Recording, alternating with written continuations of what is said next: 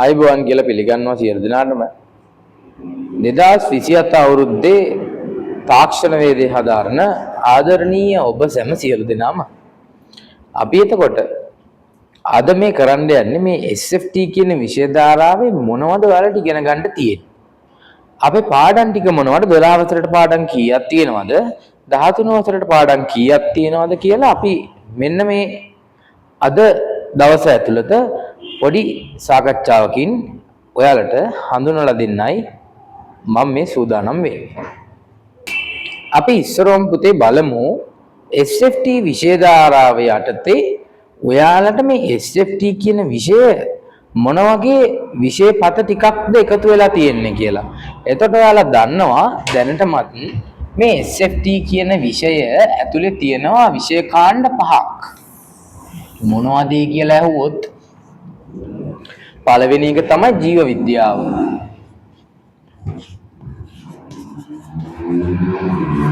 අපි බයොලොජි කියලා කියන්නේ. දෙවෙනි එක තමයි රසායන විද්‍යාව.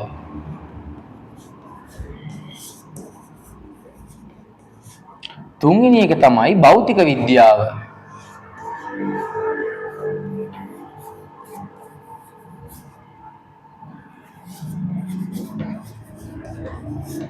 හතරවෙනි එක තමයි ගණිතය maths. පස්වෙනි එක තමයි ICT නැත්නම් තොරතුරු තාක්ෂණ වේදේ.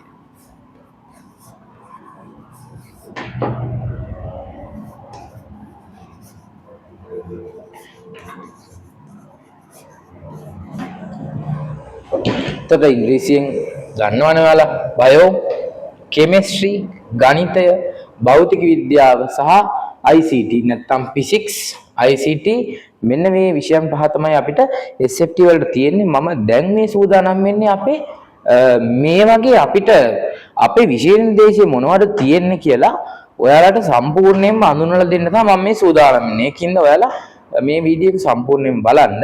එතකොට ඔයාලට පුළුවන් අපේ විෂය නිර්දේශය මොනවද තියෙන්නේ කියලා සම්පූර්ණයෙන්ම දැනගන්න. මම ඉස්සරෝම 12 ශ්‍රේණියට තියෙන පාඩම් ටික පොඩ්ඩක් හඳුන්වලා දෙන්නම් SFT වල. ඊට පස්සේ අපි බලමු 13 ශ්‍රේණියටත් මොන වගේ පාඩම්ද තියෙන්නේ කියලා. හරි. එතකොට මේකේ පළවෙනි පාඩම තමයි වර්ගඵලය හා පරිමාව. ඒතර අපිට පාඩම් ඔක්කොම තියෙනවා පුතේ 12 වසරට පාඩම් 13ක් තියෙනවා. එතකොට මේක වර්ගඵලය හා පරිමාව.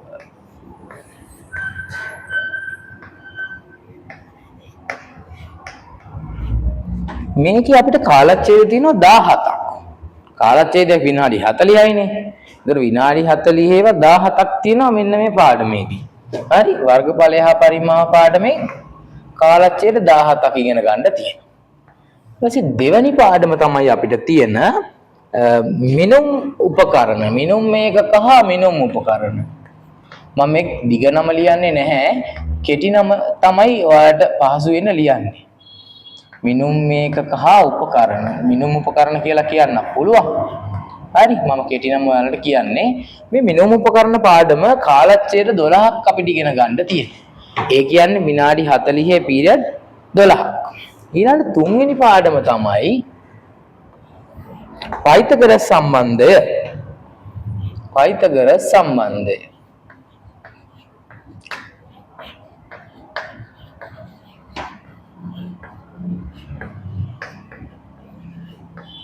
පයිතගොරස් සම්බන්ධය කියන පාඩම අපිට කාලච්ඡේද 6ක්.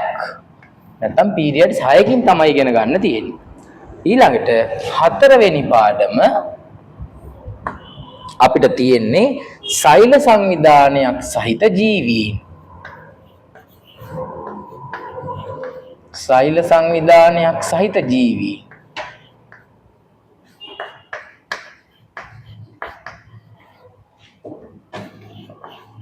සෛල සංවිධානයක් සහිත ජීවීන් කියන පාඩම අපිට තියෙනවා විශාල කාලච්ඡේද ගානක්. ඒ කියන්නේ කාලච්ඡේද 50ක් ඉගෙන ගන්න තියෙන ලොකු කාලයක්. ඒ කියන්නේ සාමාන්‍යයෙන් කාලච්ඡේද 50ක් කියන්නේ හිතන්නකො නේද? සතියේ කාලච්ඡේද කීයක් තියෙන්නේ අපිට? අපේ ඉස්කෝලේ සාමාන්‍යයෙන් තියෙන්නේ කාලච්ඡේද 10යි සතියට. එතකොට සාමාන්‍යයෙන් සති දෙකමාරක් සතියට කාලච්ඡේද 10යි සති දෙකමාරක් නෙවෙයි වැරදුනා. එතකොට අපිට සාමාන්‍යයෙන් මේ පාඩම සතියට කාලච්ඡේද 10 කියන්නේ මාසෙට 40යි. එතකොට අනිවාර්යෙන් මාස එකමාරක් දෙකක්. මොකද ඉස්කෝලේ තියෙන වැඩත් එක්ක පාසලේදී නම් මේක ආවරණය කරන්න කාලච්ඡේද මේ මාස එකමාරක් දෙකක් යනවා. අපිට අපි පුද්ගලික පන්තියක නම් මේක සාමාන්‍යයෙන් අනිවාර්යයෙන්ම මාස එකමාරකින් වගේ මේ පාඩම ආවරණය කරගන්න පුළුවන්. ඊළඟට පස්වෙනි පාඩම තමයි අපිට තියෙන බලය කියන පාඩම. ඉතින් මේක ආందోලනාත්මක පාඩමක් අපේ SFT ළමයින්ට. ඉතින් හරියට බලය ගැන බලයට බය වෙලා ඉන්නේ. ඉතින් මේකේ මොන කාලච්ඡේද 42ක් තියෙනවා බලය පාඩමින් අපිට ඉගෙන ගන්න. ඊට පස්සේ 6වෙනි පාඩම තමයි කාර්ය ශක්තිය හා ජවය. මේවා ඔයාලා ඕලෙවල් කාලෙත් ඉගෙන නැති නේද? ඕලෙවල් කාලෙත් ඉගෙන තියෙනවා ටිකක් වැඩිදුර ඉගෙන ගන්න තියෙනවා අපිට උසස් පෙළට. ඉතින් එහෙමනේ නේ. උසස් පෙළට වැඩිපුර ඉගෙන ගන්න තියෙනවා.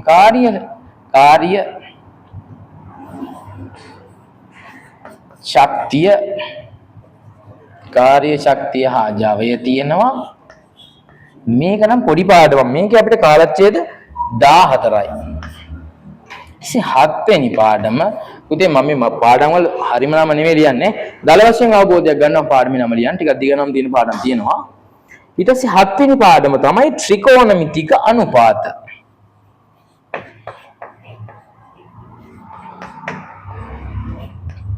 ත්‍රිකෝණමිතික අනුපාත.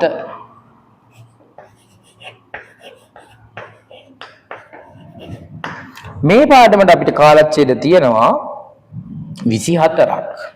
sin cos tan එහෙමත් තියෙනවා නේ. 8 වෙනි පාඩමේ අපිට භ්‍රමණ චලිතය ගැන තියෙනවා. භ්‍රමණය වෙන වස්තුව. හරි. භ්‍රමණ චලිතය ගැන තියෙනවා අපිට ඒකේ කාලච්ඡේද 24ක් තියෙනවා ඉගෙන ගන්න. 9 වෙනි පාඩමේ අපිට තියෙන්නේ විද්‍යුතය පාඩම. විදුලි උපකරණ ප්‍රතිරෝධය මේ විද්‍යුතය කියන පාඩම තියෙනවා. මේකටත් අපිට කාලච්ඡේද 27ක් තියෙනවා. 10 වෙනි පාඩම තාපය ළමයින්ට තියෙන අභියෝගාත්මක පාඩමක් මේක. තාපය කියන පාඩමටත් කාලච්ඡේද අපිට තියෙනවා 23ක්. ඊට පස්සේ තාප රසායනය ඔය පාඩම් දෙකක් සමහර ළමයි පටලන් ඉන්නවා. මේ තාප රසායනය කියන්නේ තව එකක් ඒ කෙමිස්ට්‍රි පාඩමක් ඈ. තාප රසායනය මේක කාලච්ඡේද 17යි. ඊට පස්සේ චාලක රසායනය ඒකත් රසායන විද්‍යාව පාඩමක්. චාලක රසායනය ඒකට තියෙනවා කාලච්ඡේද 20ක්. අන්තිම පාඩම අපිට තියෙන්නේ කාබනික සංයෝග කියලා පාඩමක් තියෙනවා.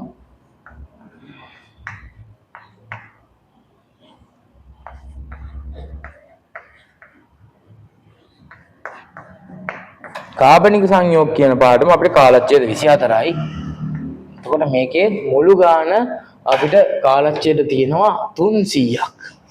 හරි. 300ක් තියෙනවා කාලච්ඡේද. මෙන්න මේ පාඩම් 13 වලට ඉගෙන ගන්න තියෙනවා 12 වසර ඇතුළේදී. ඒතර බලන්න වර්ගඵලය හා පරිමාව මේක ගණිතයේ පාඩම. මිනුම් උපකරණ ෆිසික්ස් පාඩම. පයිතගොරස් සම්බන්ධයේ ගණිතය. මේක බයෝ පාඩමක්. ෆිසික්ස් පාඩමක්. කාර්ය ශක්තිය ෆිසික්ස් පාඩමක්. ත්‍රිකෝණමිතිය ගණිතයේ පාඩමක්. භ්‍රමණ චලිතය ෆිසික්ස් පාඩමක්. විද්‍යුතය ෆිසික්ස් පාඩමක්. තාපය ෆිසික්ස් පාඩමක්. තාප රසායනික කෙමිස්ට්‍රි. චාලක රසායනික කෙමිස්ට්‍රි. කාබනික සංයෝග කියන පාඩම මේක ඇත්තටම බයෝ සහ කෙමිස්ට්‍රි මිශ්‍ර වෙච්ච පාඩමක් කියන්න පුළුවන්. ගොඩාක්ම බයෝ පැත්තට බර පාඩමක් කියන්න පුළුවන්. හරි. එතකොට අපි ඊළඟට බලමු 13 වසරේ මොනවද තියෙන්නේ කියලා. 13 වසරේත් අපි කලින් කිව්වා වගේම කාලච්ඡේද 300ක් තියෙනවා 13 වසරට. 13 වසරේ පාඩම් තියෙන්නේ 14 ඉඳලා 25 වෙනි පාඩම දක්වා. හරි. ඒතර බලමු අපි 13 වසරේ පාඩම් මොනවද තියෙන්නේ කියලා.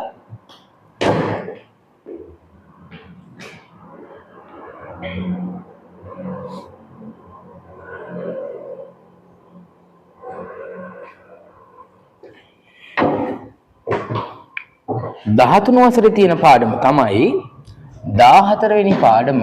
මම වෙන පාඩකින් ලියන්නම් පැහැදිලි වෙන්න.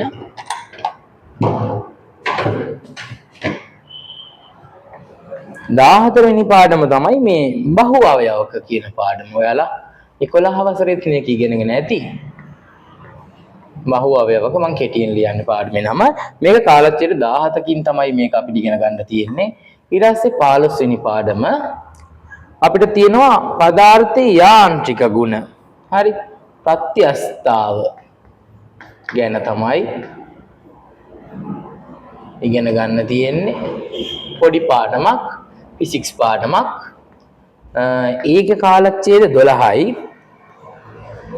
ඊට පස්සේ 16 වෙනි පාඩම අපිට තියෙනවා මේ නිශ්චල සහ චලිත වන තරල.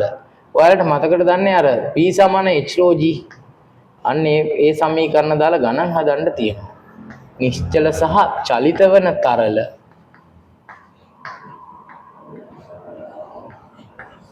මේ පාඩම අපිට තියෙනවා ඒකක 26ක් කාලච්ඡේද.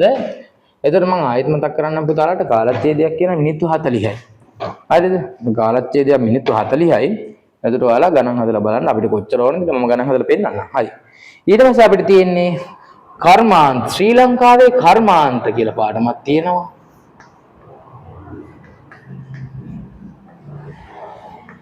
ශ්‍රී ලංකාවේ කර්මාන්ත. හරි. මේ ශ්‍රී ලංකාවේ කර්මාන්ත කියන පාඩම අපිට කාලච්ඡේද 35ක් තියෙනවා. 18 වෙනි පාඩම ස්වභාව නිෂ්පාදන සගන්ධ තෙල් නිස්සාරණය. හරි. වර්ණ ලේඛ ශිල්පය.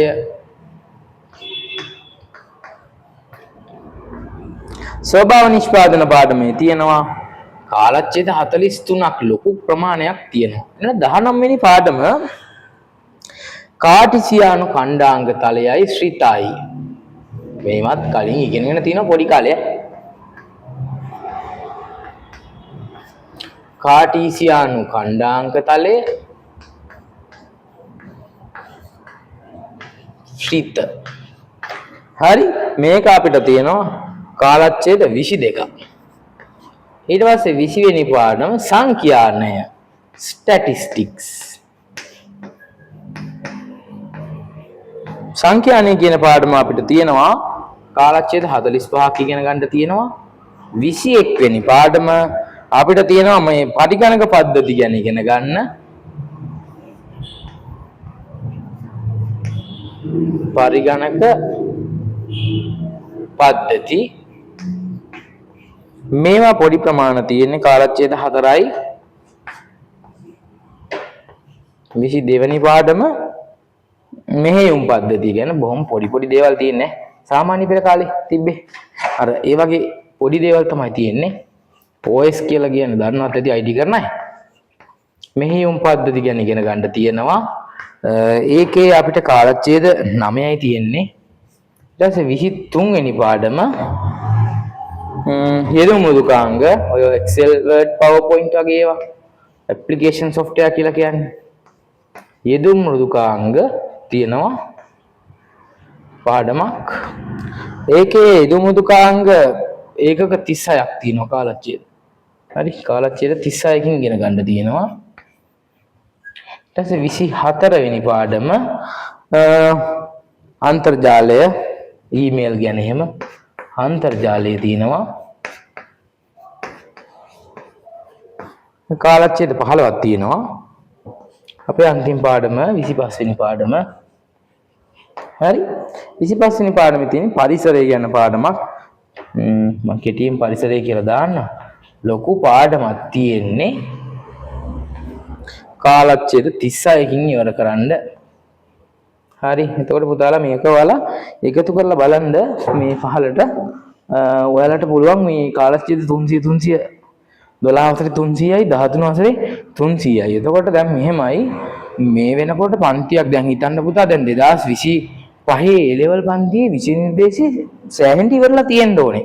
එහෙම නැත්තම් බලන්න 300 බර තියලා තියෙන්නේ. අවුරුද්දකට කාලච්ඡේද 300යි. එතකොට අපි 12 වසරෙන් 300යි 13 වසරෙන් 300යි. කාලච්ඡේද 600ක් අපිට ඉගෙන ගන්න තියෙනවා. එතකොට දැන් මම පෞද්ගලිකව මම නම් මාස 3ක් විතර කලින් සිලබස් එක ඉවර කරන්න උපරිම උත්සාහයක් දරනවා. මොකද ළමයින්ට කලින් සිලබස් එකක් ඉවර කරාම තමයි ළමයින්ට ඒක හොඳට පාඩම් කරගන්න පුළුවන් වෙන්නේ. මොකද මේ පරිසරය වගේ පාඩම් අන්තිම මොහොත ඉවර කරොත් එහෙම ඒක පාඩම් කරගන්න අමාරුයි. ඉතින් මේක ඇත්තටම වටිනා විෂය ධාරාවක්. තාක්ෂණ වේදය කියලා කියන්නේ ඊටාම් ප්‍රයෝජනවත් ප්‍රායෝගික විෂය ධාරාවක්.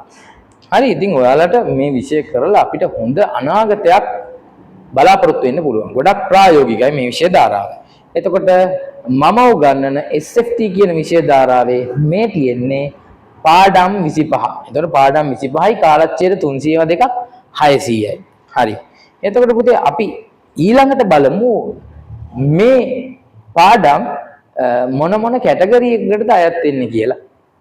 ඔයාලට ලේසි වෙන්න මම මේක දාන්නම් මේ කෙමිස්ට්‍රිද ෆිසික්ස්ද බයොලොජිද කියලා. දැන් මෙතන ඔයාලට පේනවද? මෙන්න මෙතන තියෙන පාඩම් ටික. මෙන්න මේවා ICT පාඩම්. මේ මෙතන තියෙනවා ICT පාඩම් ටිකක්. හරිද? හරි. ඊට පස්සේ මේවා ටිකක් බයෝ පැත්තට බර පාඩම්. කෙමිස්ට්‍රි කියන්නත් පුළුවන්. හරි. බයෝ වගේම කෙමිස්ට්‍රි පැත්තටත් බරයි. හරි. බයෝ වගේම කෙමිස්ට්‍රි පැත්තට බරයි. සංඛ්‍යා ඥාන මේ පාඩම් මැත්ස් පැත්තට බරයි. ස්වභාව නිෂ්පාදන කර්මාන්ත මේක කෙමිස්ට්‍රි පාඩම්. හරි මං 100 අකුර දාන්නම්. මේකත් කෙමිස්ට්‍රි පාඩමක්. බහුව අවයවික මේ දෙක ෆිසික්ස් පාඩම්. හරි.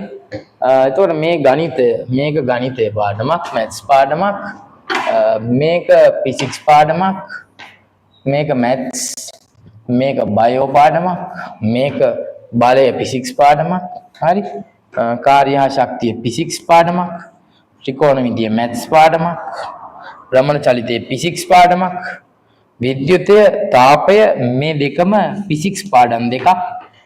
තාප රසායනයේ චාලක රසායනයේ මේ කෙමිස්ට්‍රි පාඩම් දෙකක්. මේක බයෝ වගේම කෙමිස්ට්‍රි කියන්න පුළුවන්. හරිද? කාබනික සංයෝග කියන එක. කොහොම තමයි අපේ විෂය නිර්දේශය හැදිලා තියෙන්නේ. යාළුවෙක් ඇහුවොත් ටෙක් වලට මොනවද තියෙන්නේ කියලා ඔයාලා සරලවම කියන්න පුළුවන් මෙහෙම. ඕලෙවල් විද්‍යාව පොතේ තිබ්බ විද්‍යුතය, කාර්ය හා ශක්තිය, තරල ගතිකය නැත්නම් මොකද්ද? නිශ්චල තරල අන්න ඒ වගේ පාඩම් වල තියෙන දේවල් අපිට තියෙනවා. ඊට පස්සේ සෛලයේ පාඩම වල 10 වසරේ තිබ්බේ අන්න ඒකේ තියෙන ඒවා තියෙනවා. හරි. ඊට පස්සේ ගණිතයේ මේ සංඛ්‍යානය, කාඩිසියානු, කණ්ඩාංගතල. ඊට පස්සේ O level වල ICT වල තිබ්බ කොටස් ටිකක් අපිට තියෙනවා. ඊට වැඩියෙන් තියෙනවා ගැඹුරින්. හරි. ඊට පස්සේ පයිතගොරස් සම්බන්ධය. හරි. අන්න ඒ වගේ පාඩම් තියෙනවා අපිට. ඉතින් ඉතාම හොඳින් කරගෙන යන්න පුළුවන් විෂය ධාරාවක්. ඔයාලට නිසි මගපැන්වීමක් හම්බුනොත් ඉතාම හොඳින් මේ විෂය ධාරාව කරගෙන යන්න පුළුවන් වෙයි කියලා මම බලාපොරොත්තු වෙනවා. එතකොට අපි බලමු මම අද ඉඳලා ඔයාලට ඔන්ලයින් මේ විෂය නිර්දේශයේ වැදගත් කොටස් ටිකක් අපි කතා කරගෙන යනවා. එතකොට මේක ඔයාලට ප්‍රතිඵල එනකම් ඔයාලට මේකේ අපේ තාක්ෂණ වේදිය හදාරන්න බලාපොරොත්තු වෙමින් ඉන්නවා නම් ඔයාලට පුළුවන් අපේ ටෙක් කරන්න අවශ්‍ය කරන මූලික දේවල් ටිකක් මම උගන්වනවා. සහ පළවෙනි පාඩමේ යම් කොටස් ටිකක් අපි කරනවා ඔන්ලයින් විදිහට. ඔයාලට ඒකට සම්බන්ධ වෙලා ඔයාලගේ දැනුම දියුණු කරගන්න පුළුවන්. තව දෙයක් ඔයාලට පුළුවන් තීරණය කරන්න ඔයාලා ටෙක් කරන්න ඔයාලට පුළුවන් ද බැයිද කියලා ඔයාලට තීරණය ගන්න පුළුවන්. ඉතින් සාමාන්‍ය ගණන් වලට විද්‍යාවට C පාස් එකක් තියෙනවා නම් ඉතින් ඔයාලට අනිවාර්යෙන් පුළුවන්. ආසාව තියෙනවා නම් ඉතින් අර සයන්ස් පැත්තට ආසාව තියෙනවා. නමුත් බයෝ කරන්න මැත්ස් කරන්න බයයි නම් අන්න ඔයාලට හොඳම තීරණේ ටෙක් කියන එකට යන්න පුළුවන්. ඉතින් සයන්ස් කරන්න බය, ඒ සයන්ස් වලට ආස කෙනෙක්ට ටෙක් කියන්නේ හොඳ මාර්ගයක්. ඉතින් හොඳ ප්‍රතිඵලයකට යන්න පුළුවන්. හරි. ඉතින් ආසාවෙන් ඉන්නවා නම් ඔයාලට හොඳ ප්‍රතිඵලයකට යන්න පුළුවන් මෙන්න මේ ටෙක් කියන විෂය ධාරාව කරලා.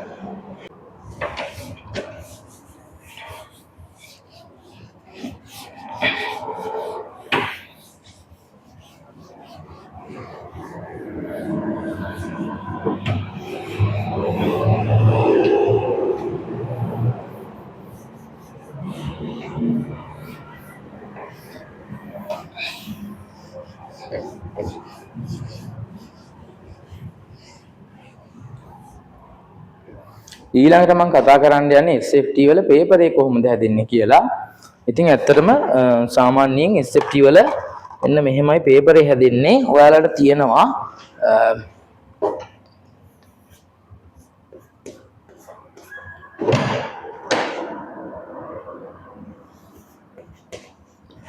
උසස් පෙළ ප්‍රශ්න පත්‍රය කොහොමද හැදෙන්නේ? හරි උසස් පෙළ ප්‍රශ්න පත්‍රය හැදෙන්නේ මෙහෙමයි. මේකේ අපිට තියෙනවා බහු වර්ණ. හරි. බහු වර්ණ 50ක් තියෙනවා. බහු වර්ණ 50ක් තියෙනවා. හරිද? එතකොට ඔකට කෙලින්ම ලකුණු 50ක් හම් වෙනවා අපිට. කියන්නේ බහු වර්ණ 50ට ලකුණු 50යි. ඊට පස්සේ අපිට හම් වෙනවා ව්‍යුහගත රචනා. ප්‍රශ්න 4ක් අනිවාර්යෙන් ලියන්න ඕන. ප්‍රශ්න 4ක් තියෙනවා. ඒකට එක ප්‍රශ්නයකට අපිට ලකුණු හම් වෙනවා 100ක්. ඉතින් 100 වරක් 4 ලකුණු 400යි. හරි. ලකුණු 400ක් හම්බ වෙනවා. ව්‍යුහගත රචනා ප්‍රශ්න පත්‍රයේ තියෙන ප්‍රශ්න 4ට. එතන මේක A කොටස අපි කියන්නේ. හරි. A කොටස.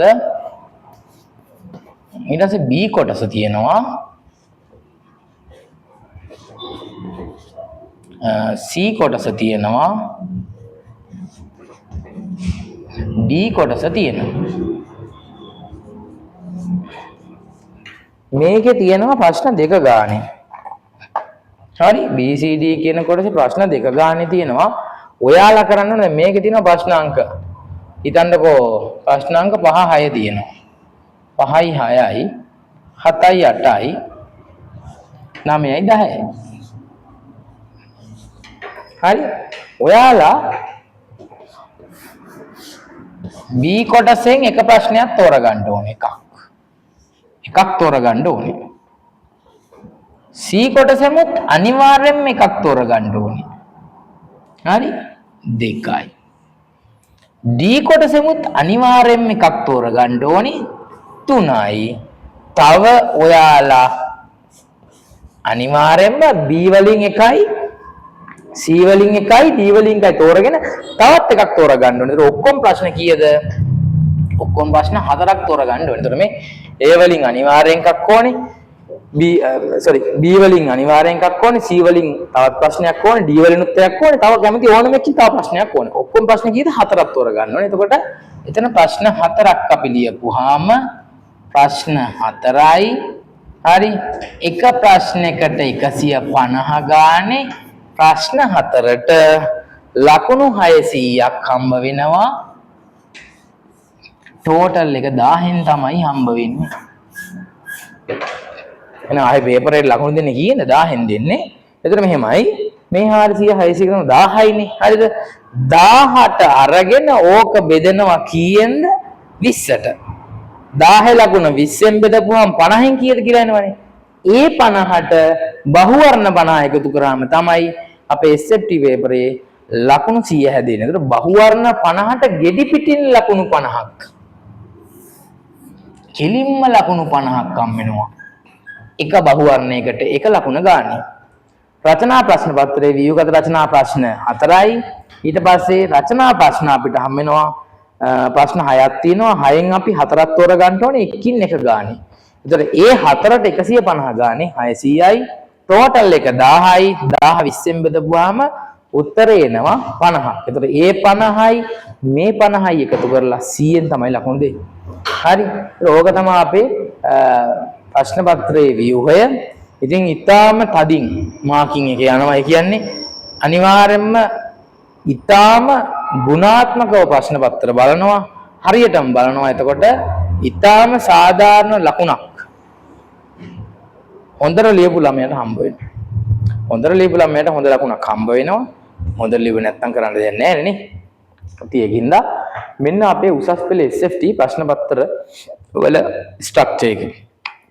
නැත්තම් view එක තමයි තියෙන්නේ. එතකොට කොටස් දෙකයි, A කොටසයි B කොටසයි මේ තියෙන පළවෙනි කොටස මේ තියෙන දෙවෙනි කොටස. එතකොට දෙවෙනි කොටසේ කොටස් තුනක් තියෙනවා B C D කියලා. එතකොට ඔයාලට ඉස්සරහම බහුවර්ණයකට පැය දෙකක් හම්බ වෙනවා. පැය දෙකයි ඊට පස්සේ රචනායකට පැය 3යි ඔක්කොම පැය 5යි. තව අමතර කියවීමේ කාලෙකුත් හම්බ වෙනවා විනාඩි 10ක් විතර. ඉතින් කොහොමයි දල වශයෙන් ප්‍රශ්න පත්‍රේ තියෙන්නේ.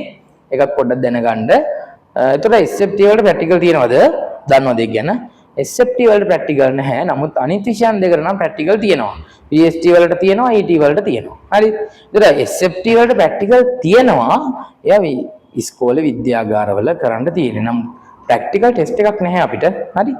වෙනම ටෙස්ට් එකක් නැහැ ප්‍රැක්ටිකල්. නමුත් BST සහ ET වලට නම් ප්‍රැක්ටිකල් ටෙස්ට් ඔයාලට කරන්න වෙනවා. අපේ කෙලින්ම පේපරෙන්ම තමයි සම්පූර්ණ මාක්ස් ටික ඔයාලට ගන්න පුළුවන් වෙන්නේ. හරි.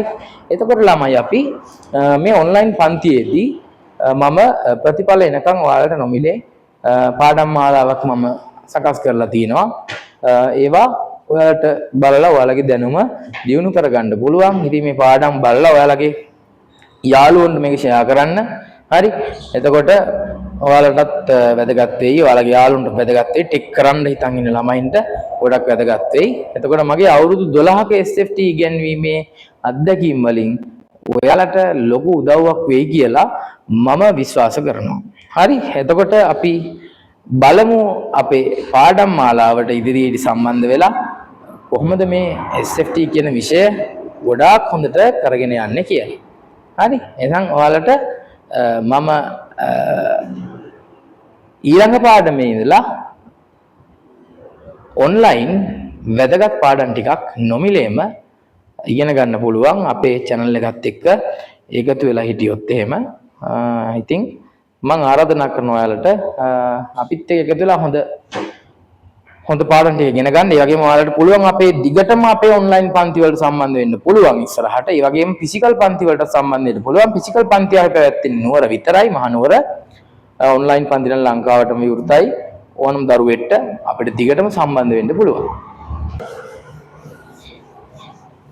අපේ SFT ඔන්ලයින් පන්තියේ නොමිලේ මොන වගේ පාඩම් ටිකක්ද අපි කියලා දෙන්නේ මේ 2027 A level කරන්න ඉන්න දරුවන්ට. එහෙම නැත්නම් ටෙක් කියන විෂය අලුතෙන් හදාරන්න ඉන්න දරුවන්ට මොන වගේ පාඩම් ටිකක්ද අපි කියලා දෙන්න බලාපොරොත්තු වෙන්නේ. අපි මෙහෙමයි. ඒතකොට SFT වල තියෙන අපි මෙන්න මේ වගේ පාඩම් ටිකක් තමයි බලාපොරොත්තු වෙන්නේ. ඒකෙත් අපි බේසික් නොලෙජ් එක තමයි ඔන්ලයින් ලබා දීමට බලාපොරොත්තු වෙමින් ඉන්නේ. මම මේකෙදී අපි ගණිතය පොඩ්ඩක් උගන්වනවා. මූලික ගණිත කර්ම අපි පොඩ්ඩක් මතක් කරනවා. හරි. මේ ඔන්ලයින් හරි ෆ්‍රී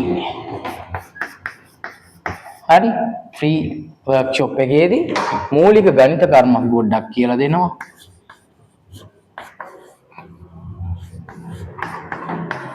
ඊට පස්සේ මම පොඩ්ඩක් මේ ගණක යන්ත්‍රයේ භාවිතය ගැන පොඩ්ඩක් කියලා දෙනවා. කැල්කියුලේටරේ පාවිච්චි කරන හැටි.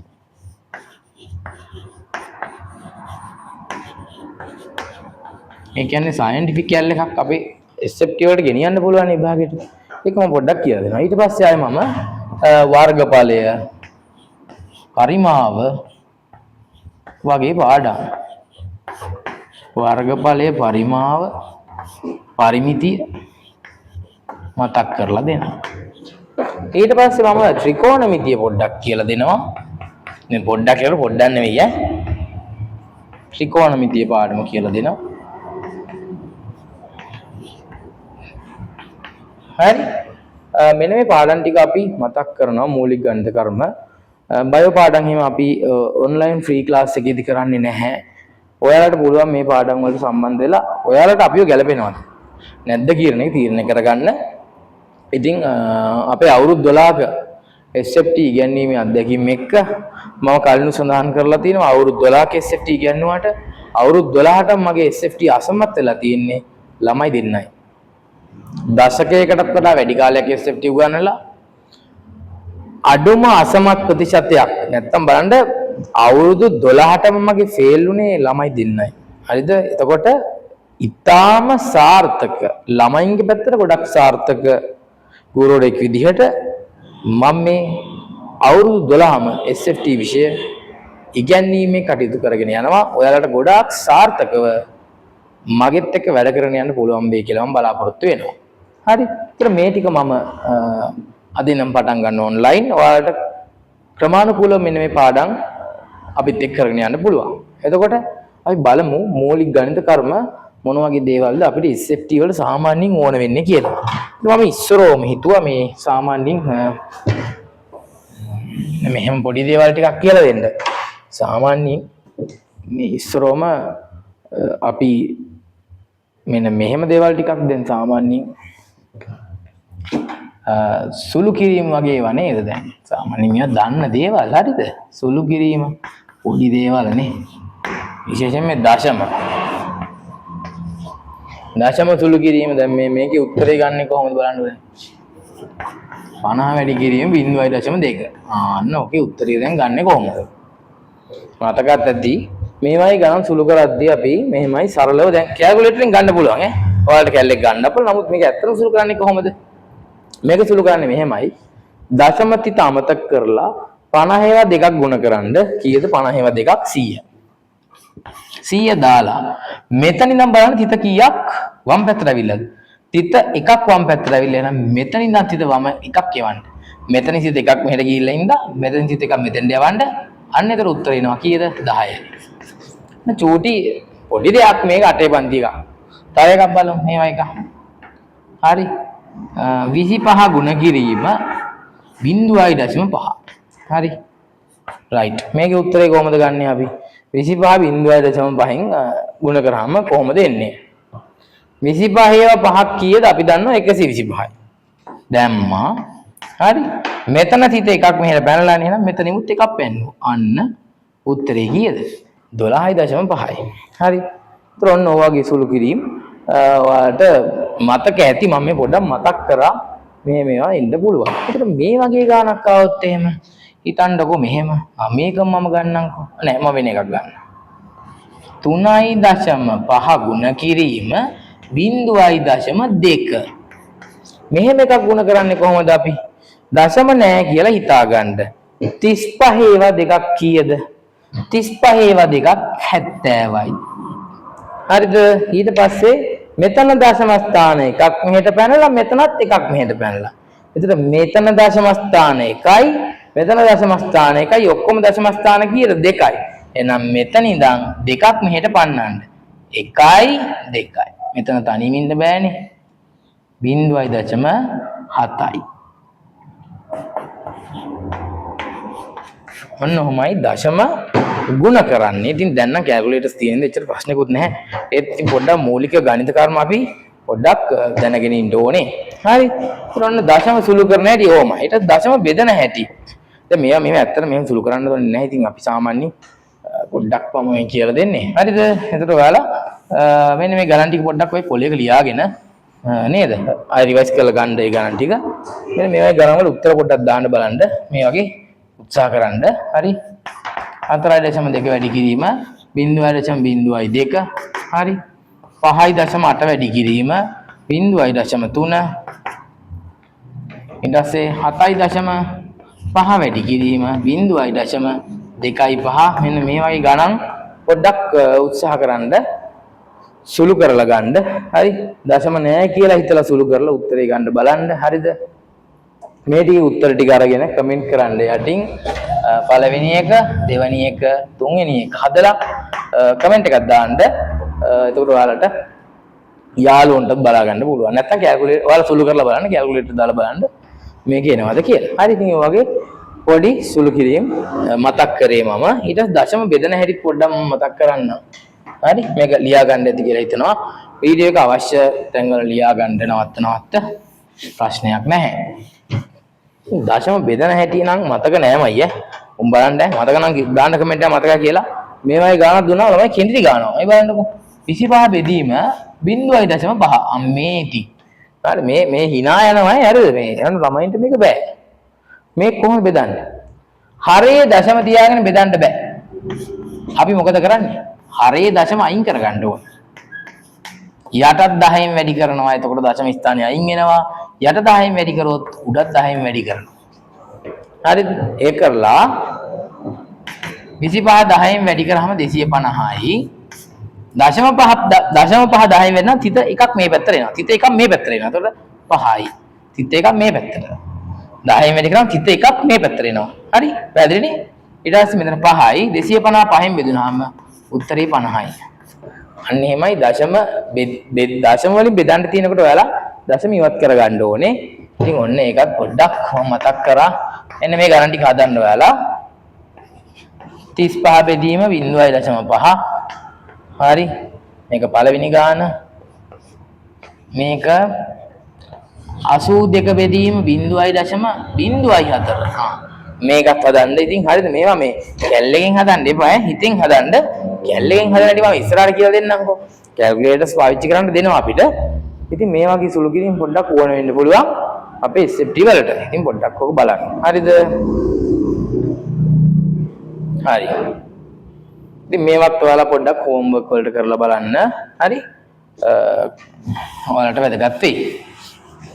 ඊළඟට මම පොඩ්ඩක් මේ බල මතකද මේ මෙන්න මෙහෙම ඒවා සුළු කරන්නේ කොහොමද? මෙහෙම 10 දෙවෙනි බලය ගුණ කිරීම 10 8 වෙනි බලය. මේකේ උත්තරේ කොහොමද ගන්නෙ මතකද? මේ බලන්න පාද සමාන නම් ගුණ කරනකොට දර්ශක එකතු වෙනවා මතකද? 10 2 ධන 8 උත්තරේ කීයද එන්නේ? 10 10 වෙනි බලය. අන්න ඒ වගේ චූටි ගණන්. මේකත් බලමු.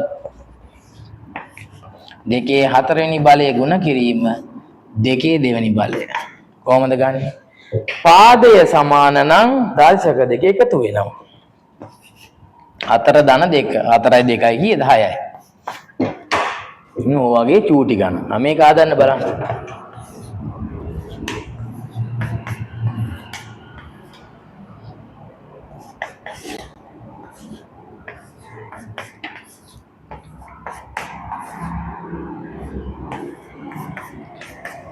ඔන්න ඔය ගණන් පොඩ්ඩක් හදලා බලන්න. නිකන් මතක් වෙන්නත් එක දැන් ඉතින් මාස ගාණක් ගෙදර ඉඳලා මේ මතකත් නැහැ නේ. try එකක් දාලා බලන්න මේ ගණන් පොඩ්ඩක් හදන්න. හරි.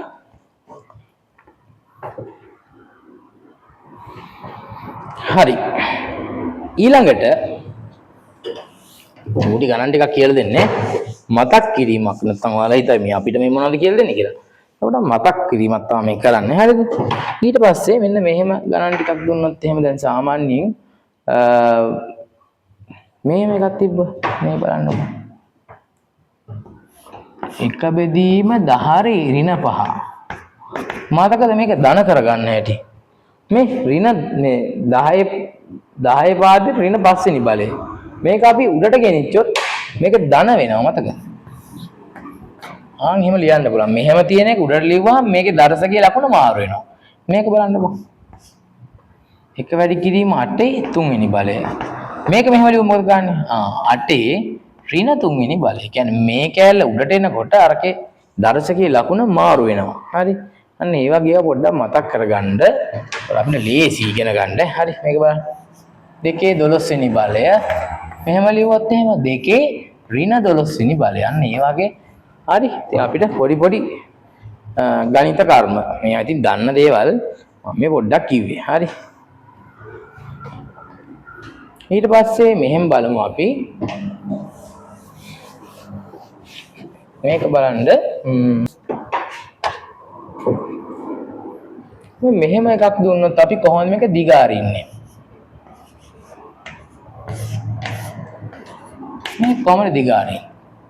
මේ කොහොමද අපි මේ විහිදුවා ලියන්නේ? මේකේ තේරුම 2 3 වෙනි බලයකුත් තියෙනවා. ඒතර 2 3 වෙනි බලය ගුණ කිරීම x වල දෙවරක් 3 නේ. 2 3 වෙනි බලය කියන්නේ කීයද? 8යි. x වල දෙවරක් 3 කියන්නේ x වල 6 වෙනි බලය. අන්න ඒ වගේ කොහොමද අපි දිග අරගන්නේ? මේකත් බලන්නකො. 3යි x වල 3 වෙනි බලය වරක් 2. දිගාරින් බලන්න. කොහොමද දිගාරින්? 3 දෙවෙනි බලය වැඩි කිරීම x වල 3 වරක් 2. 3 දෙවෙනි බලය 9යි 3 වරක් 2 6යි 9යි x 6 වෙනි. මෙන්න මේ වගේ චූටි ගණන් පොඩ්ඩක් මතක් කරනවා. හරි.